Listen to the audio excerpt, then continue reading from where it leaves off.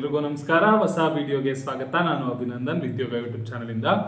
ಇವತ್ತು ಈ ವಿಡಿಯೋ ಮಾಡ್ತಾ ಇರೋ ಉದ್ದೇಶ ಏನಪ್ಪಾ ಅಂದ್ರೆ, ಕಳೆದ ವಿಡಿಯೋಗಳಲ್ಲಿ ಒಂದು ಕಾಮನ್ ಥಿಂಗ್ ನ ನೀವೆಲ್ಲ ಕೇಳ್ತಾ ಇದ್ದೀರಾ, ಅದ್ರ ಬಗ್ಗೆ ಮಾತಾಡೋಣ ಅಂತ. ಅದಕ್ಕಿಂತ ಮುಂಚೆ ಏನು ಮೈಸೂರು ಯೂನಿವರ್ಸಿಟಿ PG ಅಡ್ಮಿಷನ್ 2025-26 ಬಗ್ಗೆ ಯಾವುದೇ ರೀತಿ ಇನ್ಫಾರ್ಮೇಶನ್ ಬೇಕಾದ್ರೆ ನಮ್ಮ ಯೂಟ್ಯೂಬ್ ಚಾನಲ್ ಸಬ್ಸ್ಕ್ರೈಬ್ ಮಾಡ್ಕೊಳ್ಳಿ. ಈಗ ವಿಷಯಕ್ಕೆ ಬರೋಣ. ಏನಪ್ಪಾ ಅಂದ್ರೆ, ನೀವೆಲ್ಲ ಜಾಸ್ತಿ ಕೇಳ್ತಾ ಇರೋದು ನಮ್ದು ಈ ಕ್ಯಾಟಗರಿ ಸೀಟ್ ಸಿಗುತ್ತಾ, CET ಎಷ್ಟು ತೆಗಿಬೇಕು, ಏನು. ಅದಕ್ಕೋಸ್ಕರ ಗಂಗೋತ್ರಿ ಅಡ್ಮಿಷನ್ ಬಗ್ಗೆ ಮೈಸೂರು ಯೂನಿವರ್ಸಿಟಿ ಕ್ಯಾಂಪಸ್ಸಲ್ಲಿ ಏನು ನೀವು ಅಡ್ಮಿಷನ್ ಆಗಬೇಕು ಅಂದ್ಕೊಂಡಿದ್ರೆ ನಿಮಗೆಲ್ಲ ಒಂದು ಕಿವಿ ಮಾತು. ಏನಪ್ಪಾ ಅಂದರೆ, ಒಟ್ಟು 3-4 ವಿಷಯಗಳು ತುಂಬ ಮುಖ್ಯ ಆಗುತ್ತೆ ನಿಮ್ಮ ಅಡ್ಮಿಷನಲ್ಲಿ.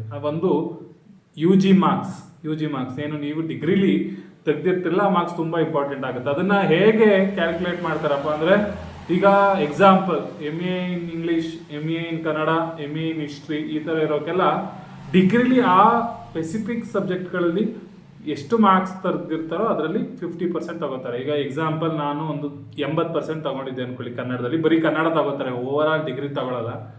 ಕನ್ನಡದಲ್ಲಿ 80 ತೆಗೆದಿದೆ ಅಂದರೆ ಅದನ್ನು 40 ಅಂತ ತಗೋತಾರೆ, ಆಯಿತಾ. ಅದೇ ಕೆಲವು ಸಬ್ಜೆಕ್ಟ್ಗಳಿರುತ್ತೆ, MCOM, BSW, ಈ ಥರ ಸಬ್ಜೆಕ್ಟ್ಗಳಿರುತ್ತೆ ನೋಡಿ. ಅದನ್ನ ಡಿವೈಡ್ ಮಾಡೋಕ್ಕಾಗಲ್ಲ. ಈಗ BCA ಈ ಥರ ಸಬ್ಜೆಕ್ಟ್ಗಳನ್ನ ಪೂರ್ತಿ ತಗೋತಾರೆ. ಈಗ ಎಕ್ಸಾಂಪಲ್ ನಾನು ಈಗ BSW ಅಥವಾ BCom ಮಾಡಿದ್ದೀನಿ, BCom ಅಲ್ಲಿ 90% ತೆಗ್ದೀನಿ ಅಂದರೆ ಅದ್ರಲ್ಲಿ 45 ಮಾರ್ಕ್ಸ್ ತಗೋತಾರೆ. ನೀವೆಲ್ಲ ಕೇಳ್ತಾ ಇರೋದು ಎಷ್ಟು ತೆಗೆದ್ರೆ CET ಸಿಗುತ್ತೆ, ಅದು ಆ ಥರ ಅಲ್ಲ. ನೀವು ಎಷ್ಟು ತೆಗಿತೀರಿ ಅನ್ನೋದ್ರ ಮೇಲಲ್ಲ, ಅದೊಂಥರ ರ್ಯಾಂಕಿಂಗ್. ಈಗ 100 ಜನ ಬರೆದಿರ್ತಾರೆ ಅಂದರೆ ಅದರಲ್ಲಿ ಯಾರು ಮೇಲೆ ಇರ್ತಾರೋ ಅವ್ರಿಗೆ ಫಸ್ಟ್ ಪ್ರಿಫರೆನ್ಸ್, ಯಾರು ಸೆಕೆಂಡ್ ಇರ್ತಾರೋ ಅವ್ರಿಗೆ ಎರಡನೇ ಪ್ರಿಫರೆನ್ಸ್. ಆ ಥರ ಪಾಸ್ ಫೇಲ್ ಅಂತ ಇಲ್ಲ, ಒಂದು ತೆಗೆದ್ರೂ ಫೇಲ್ ಇಲ್ಲ, ಆಯಿತಾ. ಆ ಥರ ಈಗ ನಿಮಗೆ ಏನು CETಲಿ ಒಳ್ಳೆ ಮಾರ್ಕ್ಸ್ ತೆಗೆದ್ರೆ ಒಂದು ಆ್ಯಡ್ ಜಾಸ್ತಿ ಆಗುತ್ತೆ. ಯಾಕಂದರೆ 50 ಕ್ವಶನ್ ಇರುತ್ತೆ, 50 ಮಾರ್ಕ್ಸ್ಗೆ ಅದಲ್ಲೇ ತಗೋತಾರೆ. ಈಗ ನಾನು UG ಡಿಗ್ರಿಲಿ ಓದೋಕ್ಕಾಗಲಿಲ್ಲ ಅಂತ ಹೇಳಿದವ್ರು CETಲಿ ಒಳ್ಳೆ ಸ್ಕೋರ್ ಮಾಡಿದ್ರೆ ಅದು ಕ್ಯಾಲ್ಕುಲೇಟ್ ಆದಾಗ ಸರಿ ಆಗುತ್ತೆ. ಈಗ ಎಕ್ಸಾಂಪಲ್ ಹೇಳೋದಾದರೆ, ನನ್ನ ಫ್ರೆಂಡ್ ಒಬ್ಬರು ಏನು UGಲಿ ತುಂಬ ಕಮ್ಮಿ ಮಾರ್ಕ್ಸ್ ತೊಗೊಂಡಿದ್ರು. ಎಕ್ಸಾಂಪಲ್ ಅವರು 32 ಬಂದಿದ್ದು, 64 ಅದು 32 ಆಗಿತ್ತು. ಅರ್ಧ ಅಂದರೆ 64% ಏನಾಯಿತು, 32. CETಲಿ 42 ತಗೊಂಡ್ರು, 74 ಆಯಿತು. ಅವರೇ ಏನೋ ಆ ವರ್ಷದ ಟಾಪರ್ ಥರ. ಅವ್ರಿಗೆ ಫಸ್ಟ್ ಪ್ರಿಫರೆನ್ಸ್ ಕೊಡ್ತಾರೆ, ಎರಡನ್ನೂ ಸೇರಿಸಿ. UG ಮಾರ್ಕ್ಸಲ್ಲಿ ಅರ್ಧ ಮತ್ತು PG CETಲಿ ಪೂರ್ತಿ 50 ಕ್ವಶನ್ ಇರುತ್ತೆ, ಪೂರ್ತಿ ತೊಗೊಂಡು ಸೀಟ್ನ ಅಲೋಕೇಟ್ ಮಾಡ್ತಾರೆ. ಅದರಲ್ಲೂ ಮೇಯ್ನ್ ಆಗೋದು ಕ್ಯಾಟಗರಿ ತುಂಬ ಮುಖ್ಯ ಆಗುತ್ತೆ, ಆಯಿತಾ.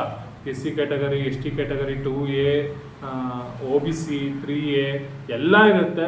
ಅದು ಕೂಡ ಪರ್ಸೆಂಟೇಜ್ ಮ್ಯಾಟ್ರ್ ಆಗುತ್ತೆ. ಅದ್ರ ಜೊತೆಗೆ ನಿಮ್ಗೆ ಇನ್ನೊಂದು ಗೊತ್ತಿಲ್ಲದೆ ಇರೋದು, ಎಲ್ಲರಿಗೂ ಗೊತ್ತಿರುತ್ತೆ ಆಲ್ಮೋಸ್ಟ್, ಅದೇನಪ್ಪ ಅಂದರೆ ಕಲ್ಯಾಣ ಕರ್ನಾಟಕ, ಈ ಥರ ನಾರ್ತ್ ಕರ್ನಾಟಕ ಅವ್ರಿಗೆಲ್ಲ ಬೇರೆದಿರುತ್ತೆ. ಆಮೇಲೆ ಅದರ್ ಯೂನಿವರ್ಸಿಟಿ ಅವ್ರಿಗೂ ಕೂಡ ಇಷ್ಟು ಸೀಟ್ ಅಂತ ಎಲ್ಲ ಇರುತ್ತೆ. ಅದೆಲ್ಲ ಸೀಟ್ ಮೆಟ್ರಿಕ್ಸ್. ಆಮೇಲೆ ಹುಡುಗಿರಿಗೆ ಇಷ್ಟು ಸೀಟ್ ಇರಬೇಕು ಅಂತಲೂ ಇರುತ್ತೆ. ಅವೆಲ್ಲ ಟೋಟಲ್ ಆಗಿ ಅಂದರೆ ನೀವು ಅದ್ರ ಬಗ್ಗೆ ಎಲ್ಲ ಜಾಸ್ತಿ ಥರ ಕೆಡ್ಸ್ಕೊಳಕ್ಕೆ ಹೋಗ್ಬಿಡಿ. ನೀವು CETಲಿ ಒಳ್ಳೆ ಸ್ಕೋರ್ ಮಾಡೋದ್ರ ಬಗ್ಗೆ ಜಾಸ್ತಿ ಪ್ರಯತ್ನ ಪಡಿ, ಆಯಿತಾ. ಅದಾದಮೇಲೆ ಸ್ಪೆಷಲ್ ಕೋಟಾಗಳಿರುತ್ತೆ, ಆದರೆ ಅದು ತುಂಬ ಕಷ್ಟ. ತುಂಬ ಸರ್ಟಿಫಿಕೇಟ್ಗಳಿರ್ಬೇಕು ನಿಮ್ಮ ಹತ್ರ.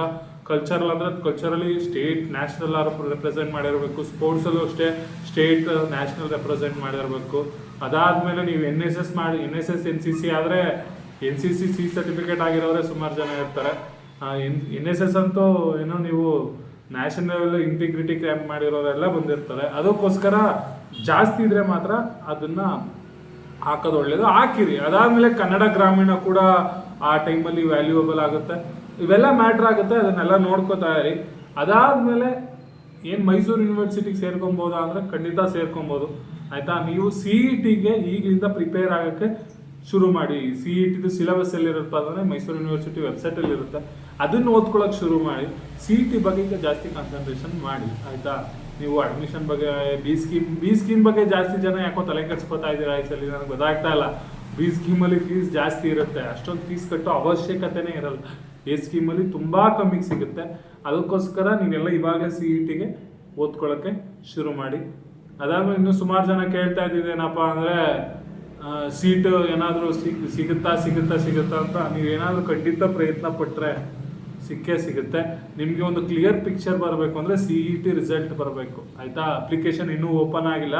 ಅಪ್ಲಿಕೇಶನ್ ಓಪನ್ ಆದ ತಕ್ಷಣ ನಾನು ಇದೇ ಯೂಟ್ಯೂಬ್ ಚಾನಲ್ ತಿಳಿಸ್ತೀನಿ ಆಯಿತಾ. ಎಲ್ಲರೂ ಸಬ್ಸ್ಕ್ರೈಬ್ ಮಾಡ್ಕೊಳ್ಳಿ. Thank you.